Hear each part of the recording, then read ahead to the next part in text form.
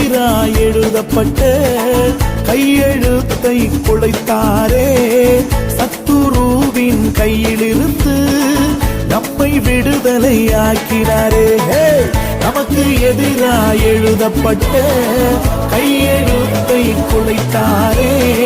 சத்துருவின் கையிலிருந்து நம்மை விடுதலையாக்கினாரே.